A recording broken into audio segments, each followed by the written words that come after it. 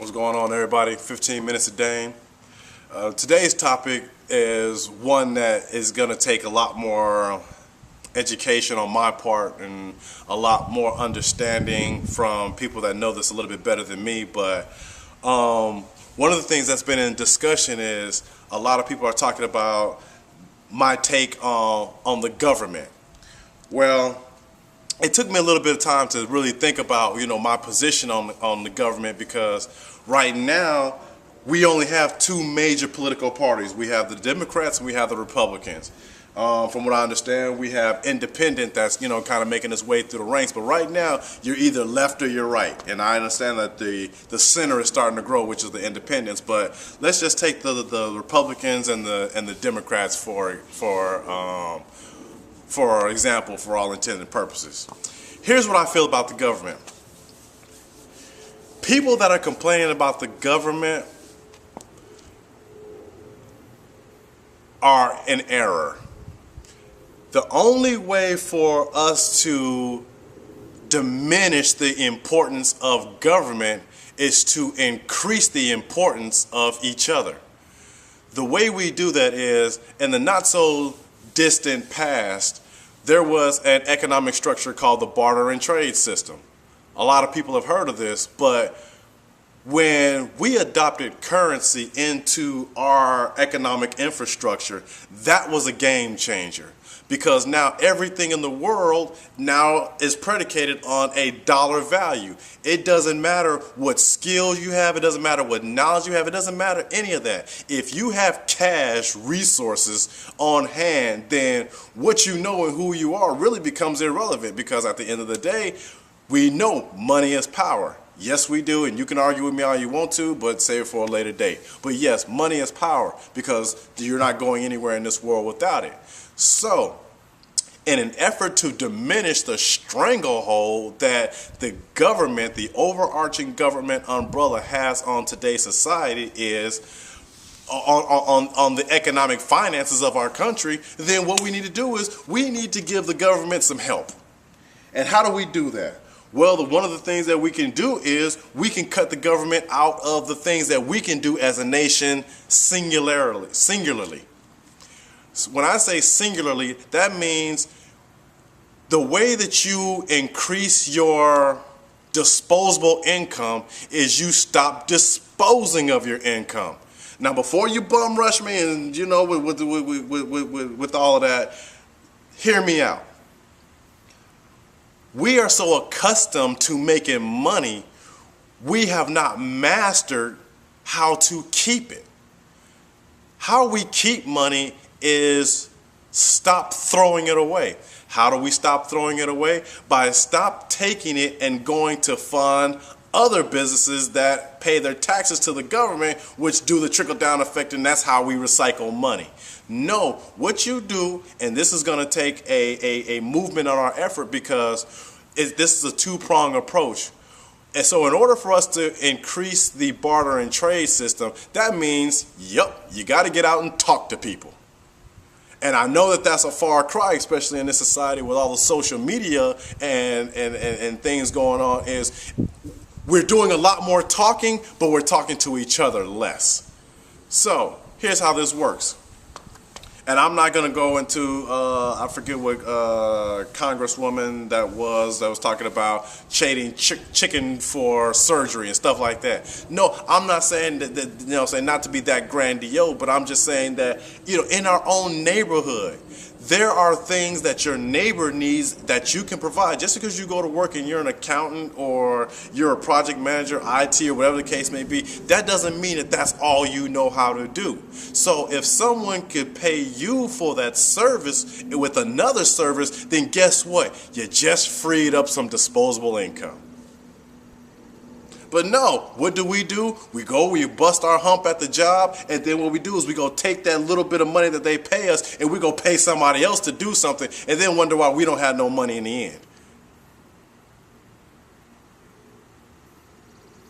Is that confusing? Well, that's not to me. I mean, it seems like if you want more money, then you would find a way to have more money. So what we do And if with the government, you hear the government saying that small business is the key to our economic stability in this country. Well, what you should do, or what we should do, and I always include myself in these topics because I'm not a one-off. I believe that I'm just as part of the solution or being part of the problem as anybody. But I think what we should do is we should make a list of people that we know have their own business. We know this. So what we do is we go to them and say, look, I know that you just started this restaurant, this film company, this whatever, X, Y, Z. Well, this is what I have to offer. Do you need any of my services? And then that individual can say, well, you know what? I have a need for X, Y, and Z. I need someone to help me market. Well, for that marketing, I will give you some free meals. And what you do is now we are starting to negotiate our own destiny. Now, here's the thing. And the way we keep government out of this is you only do business with a company that you trust, because what we don't want to do is we don't want to offset the monetary value just to increase the litigious value. We don't want to say, look, we're going to save money over here, but now every time you turn around, somebody's being dragged into court. So there has to be that two-way trust mechanism in place. But if we start doing that, because a lot of things that we're already doing, we've already paid for them. So we've already paid for them, and then you're going to have your neighbor go out and pay for the same thing you just paid for. That doesn't make any good sense. And I'll use something as lawn service. Some of us live in neighborhoods with some pretty nice lawns, pretty big lawns. You'll see lawn services going out there cutting these people's grass and stuff like that. But unless that lawn service lives in your community, you're taking that money outside of that prosperity. So maybe somebody in the neighborhood, some youngster or something like that, we need to start getting them thinking like an entrepreneur early on in life. And guess what? They're going to be the resident lawnmower.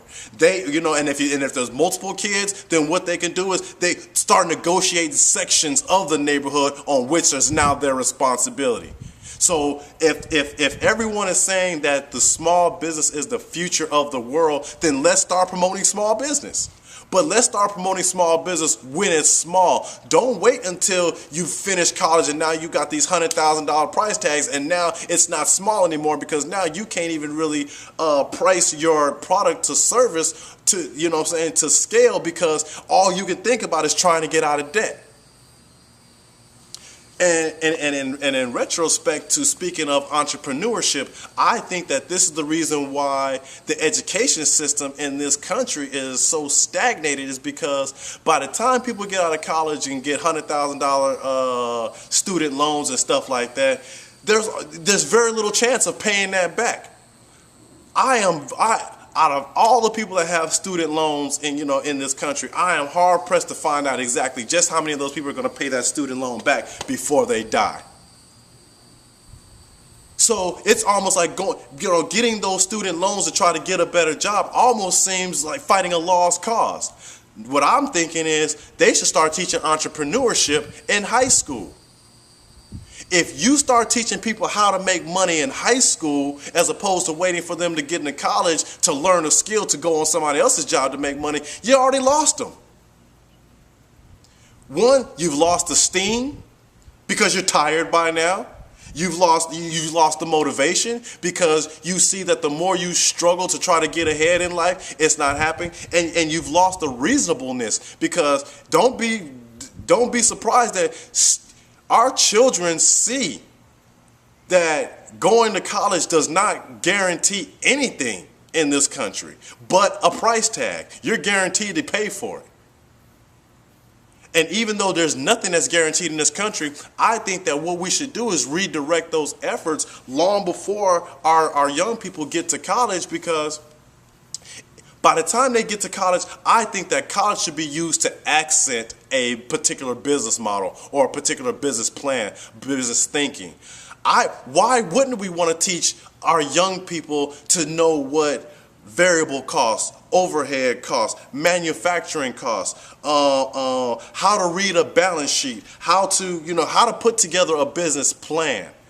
If we teach our young people earlier, then we're giving them a jump on life, as opposed to hoping that they take an entrepreneurship class in college and then want to build a small business. Because now what they have to do is now they got to go out and they got to seek financing. They got to seek resources. They got to do all of that. Why wait that long?